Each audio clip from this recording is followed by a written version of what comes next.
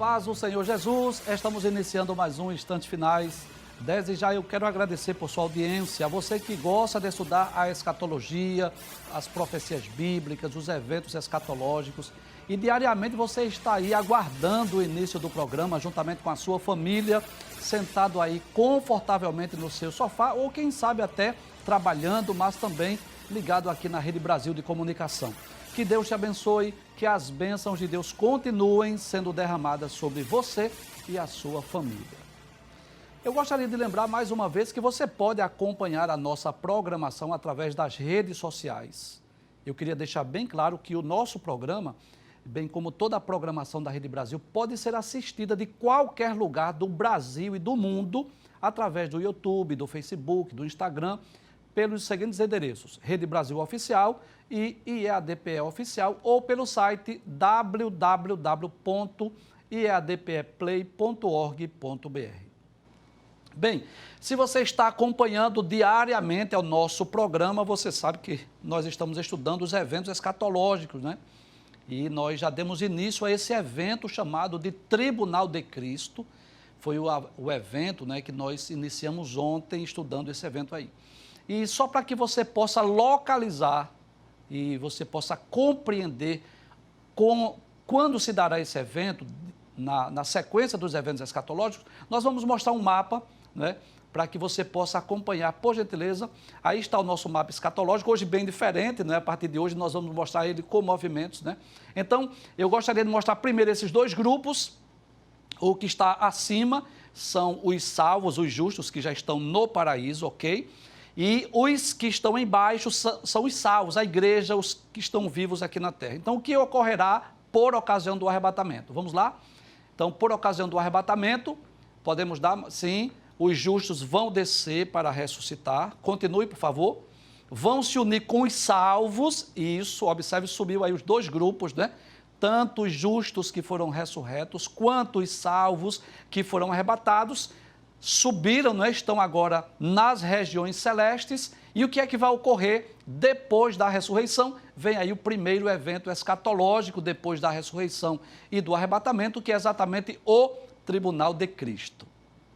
Voltando para cá. Então, a partir de hoje, né, graças a Deus, a equipe preparou aí para que nós pudéssemos apresentar esse mapa escatológico agora com esse movimento, vai ficar mais fácil para nós compreendermos. Então, hoje nós vamos dar continuidade ao assunto sobre o Tribunal de Cristo. Se você já é um telespectador assíduo, você sabe que nós não estamos com pressa em concluir o assunto. O mais importante para nós é que você entenda, que você compreenda. Estamos trazendo aqui numa linguagem o mais simples possível, porque nós estamos pensando nos quase 6 mil novos convertidos que se converteram, não é, nesse período durante esta pandemia, quase 6 mil almas que não sabem muita coisa ou quase nada sobre escatologia, sobre os eventos escatológicos, e estamos pensando principalmente nessas pessoas para que eles possam compreender sobre os eventos futuros, tá bem? Então, nós vamos relembrar o que foi que vimos. Nós estudamos 2 textos acerca do Tribunal de Cristo. Por gentileza, vamos relembrar. Então, o primeiro texto que nós estudamos foi exatamente sobre Romanos, capítulo 14, versículo 10.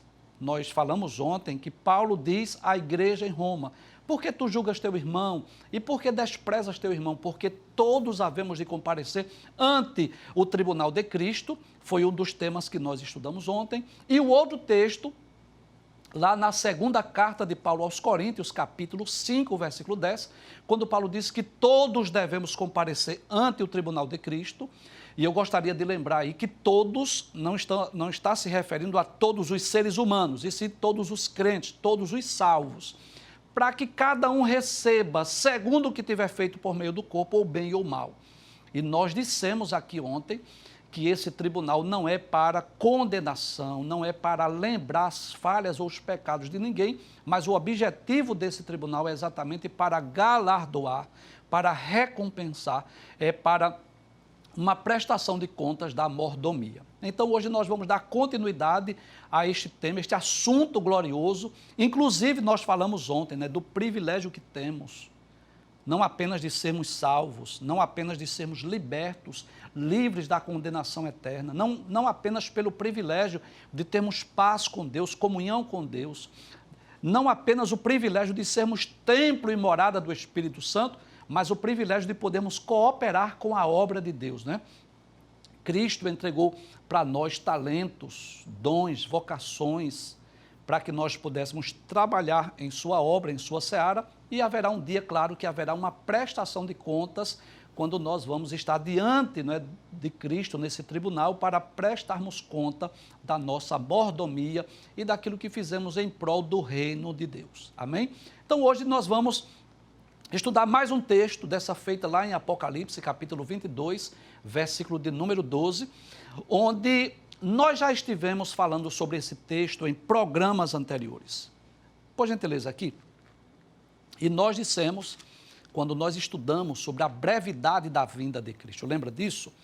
E nós já dissemos aqui que só no capítulo 22 do Apocalipse, 3 vezes, Jesus diz, eis que cedo venho, ou eis que presto venho. E nós já explicamos sobre isso. Sobre a necessidade de estarmos de prontidão, de alerta, não é? Vigilantes, esperando porque Jesus pode voltar a qualquer momento. Lembra daquela ilustração que eu fiz da ponte? Que nós devemos estar prontos para atravessarmos a ponte, quer seja através da morte ou através do arrebatamento da igreja. Então devemos estar sempre prontos. E nesse texto, versículo de número 12, eu vou pedir para colocar em tela cheia, por gentileza, nós vamos perceber o que é que Jesus diz nesse texto. Observe, né, a produção preparou aí esse slide para que você possa compreender melhor, tá certo? Essas ilustrações aí, essas figuras, eu quero deixar bem claro que elas são meramente ilustrativas, tá certo? Para que você possa ter uma compreensão melhor. Por gentileza, continue com tela cheia. Então, para que você possa ter uma compreensão melhor. Então, Jesus diz, eis que cedo venho, né? Ou numa outra versão, eis que presto venho. Por que Jesus diz, eis que cedo venho? Eu já expliquei isso. Posso voltar para mim, por favor? Eu já expliquei sobre isso. O objetivo é que nós estivéssemos sempre prontos, sempre preparados. Imagine, por exemplo, se Jesus dissesse assim, olha, nem se preocupe que eu não voltarei nem tão cedo. Quantas pessoas estariam desprevenidas, despreparadas e morreriam sem a sua salvação, porque estava esperando apenas Jesus voltar muito tempo depois, mas foi chamado pela morte, por exemplo. Então, esse é o primeiro objetivo, deixarmos de prontidão, de alerta, vigilantes, porque Jesus pode voltar a qualquer momento. Mas ele diz, eis que cedo venho, e o meu galardão está comigo. Então, Jesus deixa bem claro que o galardão está com ele. Abre, por favor, a tela cheia. Esse galardão aí que nós colocamos aí, a equipe colocou essa coroa, ela é meramente ilustrativa. Ainda esta semana nós vamos falar sobre o galardão. Será que nós podemos dizer ao certo o que é o galardão? Vamos falar sobre isso ainda esta semana. Não hoje, tá bom? Mas o galardão está com ele. Volta para mim, por gentileza. Então, que galardão é esse? É a recompensa. A recompensa que ele vai dar aos seus servos. Então, por ocasião do arrebatamento, o que é que nós cremos?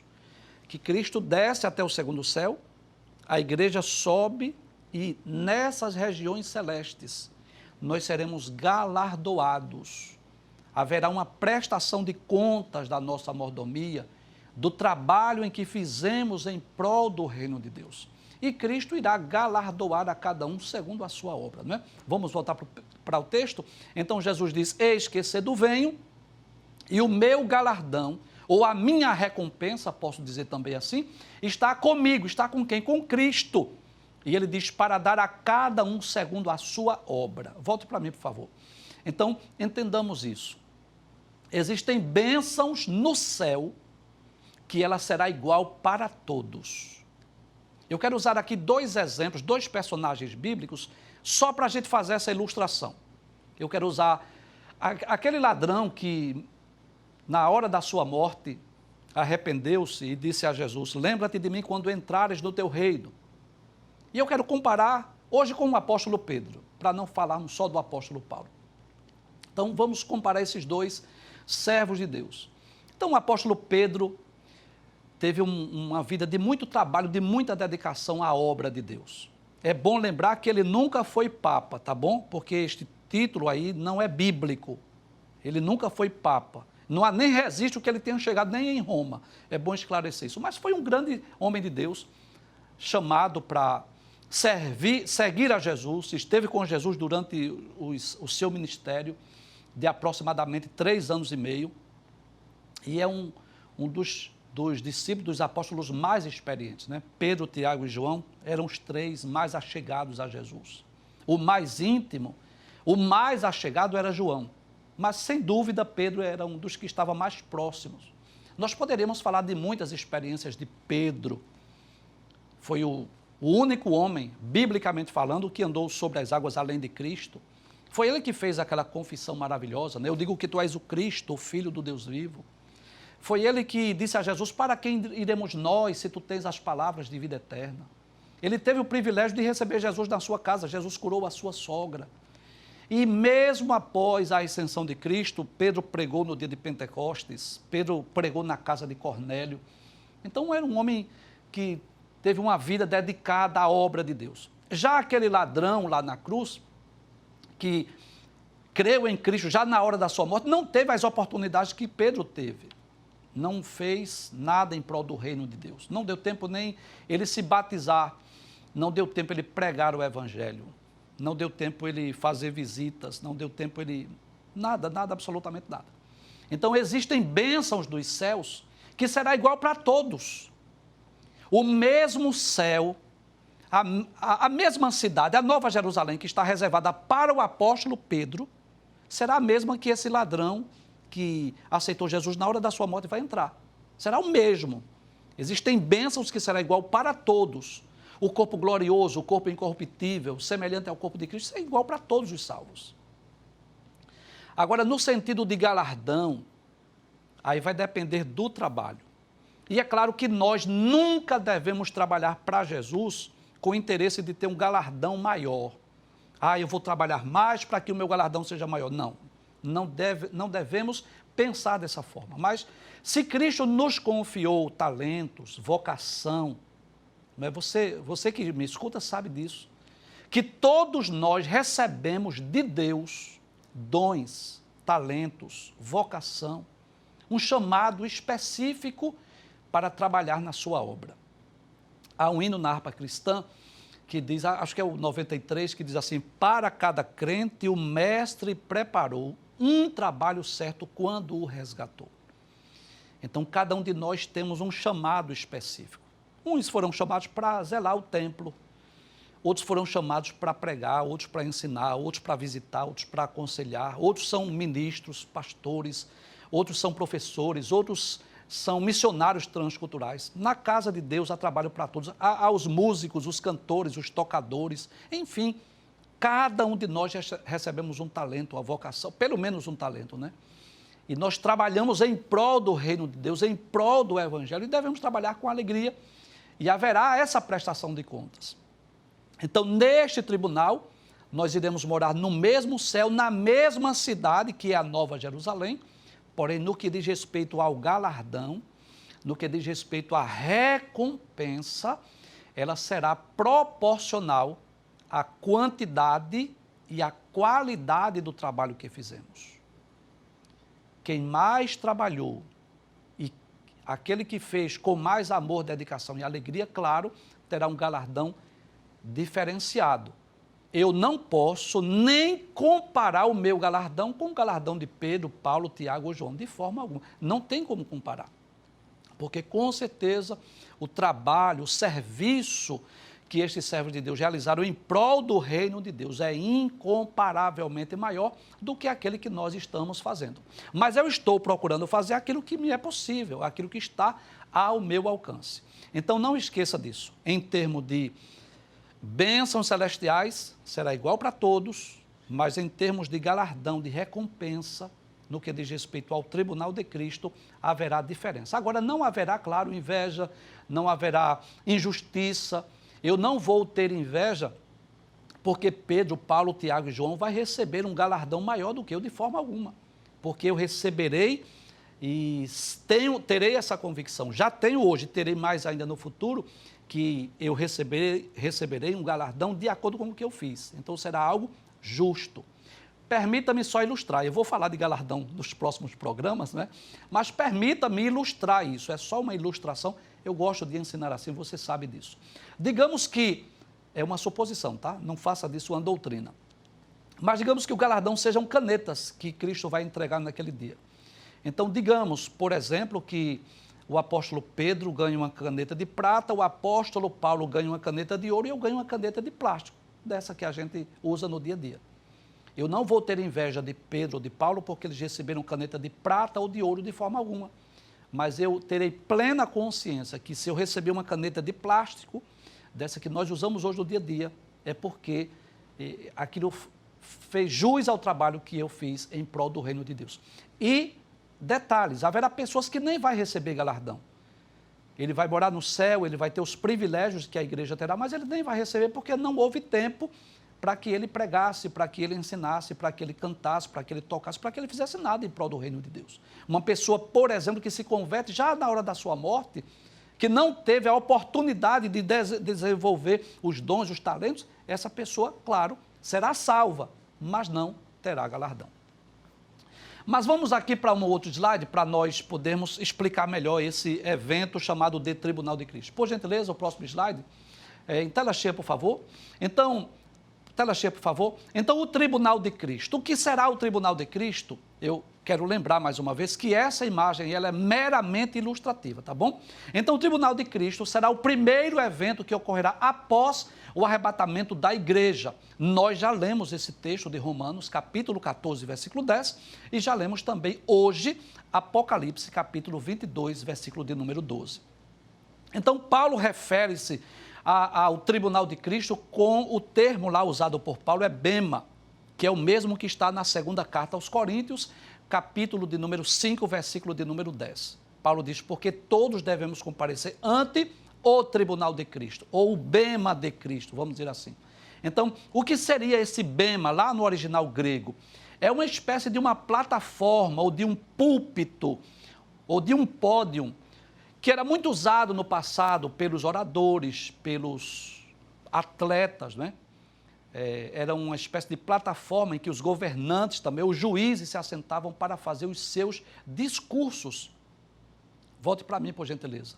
Então, quando Paulo usa essa expressão bema, ele estava levando em conta exatamente a cultura da sua época.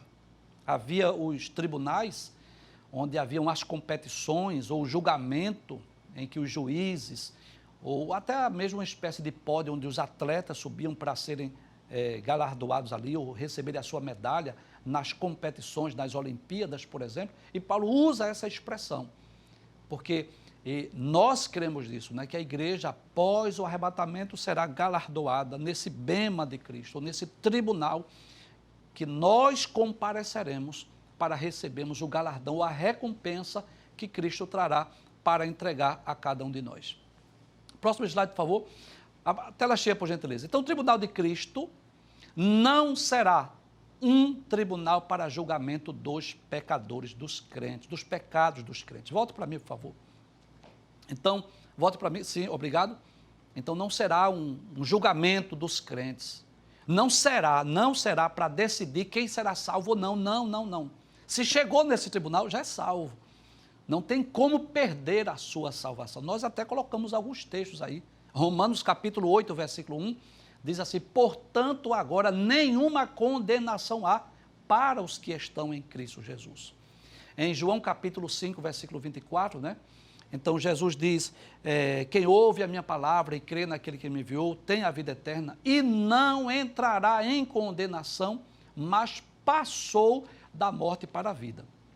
Então, a partir do momento que nós cremos em Cristo, a partir do momento que nós recebemos a Cristo como nosso Salvador, detalhes, e seguimos a Cristo, guardamos a sua palavra, procuramos obedecê-lo, temê-lo, servi-lo e adorá-lo, não há mais condenação. Diz o apóstolo João, na sua primeira epístola, no capítulo 2, versículos 1 e 2, diz, filhinhos, essas coisas eu vos escrevo para que não pequeis. Mas se alguém pecar, nós temos um advogado para com o Pai, Jesus Cristo justo. Porque ele é a propiciação dos nossos pecados, e não apenas dos nossos, mas do mundo inteiro. Então, 1 de João, capítulo 1, versículo 7, diz que se nós andarmos na luz, como ele na luz está, detalhe, né? Se nós andarmos como ele na luz está, nós temos comunhão uns com os outros, e o sangue de Jesus Cristo nos purifica de todo pecado. Lá em Romanos capítulo 5, versículo 1, diz que, sendo, pois, justificados pela fé, nós temos paz com Deus. Então, aqueles que ressuscitaram, aqueles que foram arrebatados, que chegarem nesse tribunal, esse tribunal não é o juízo final. Nós falamos sobre isso ontem. O juízo final nós vamos estudar lá na frente, porque no juízo final, sim, haverá condenação.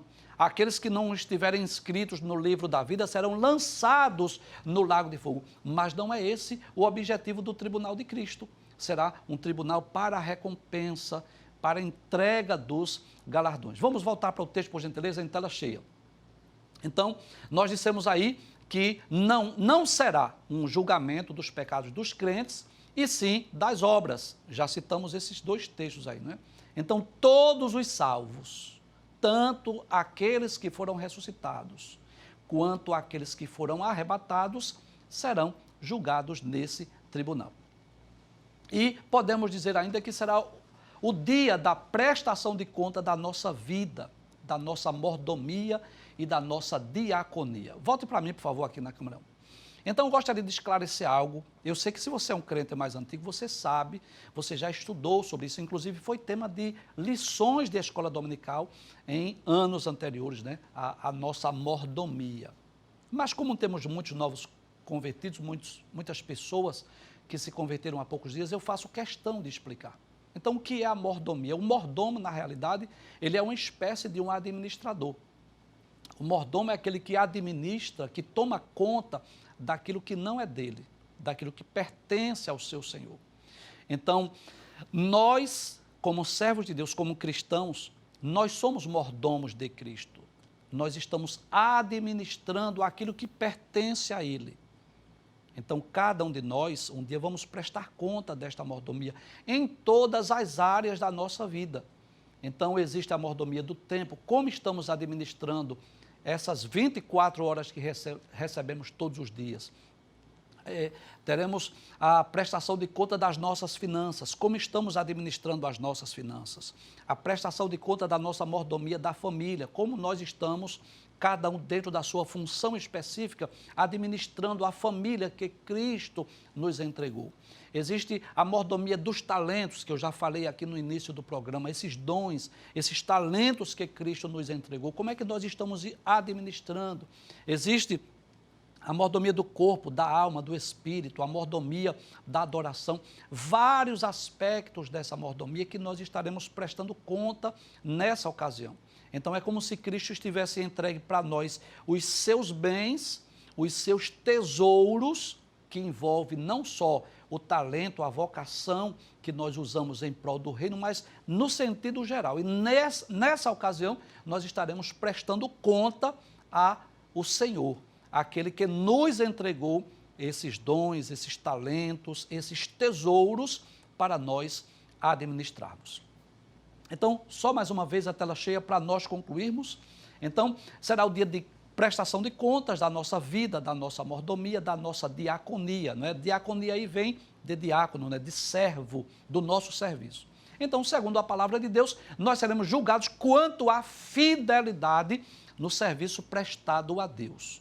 Como é que nós estamos correspondendo a essa confiança de Cristo?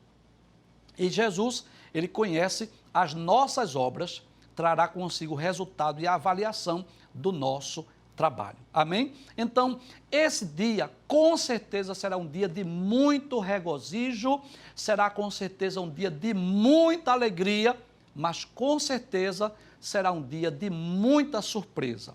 Porque existem pessoas que estão realizando grandes trabalhos em prol do reino de Deus, que às vezes ninguém vê.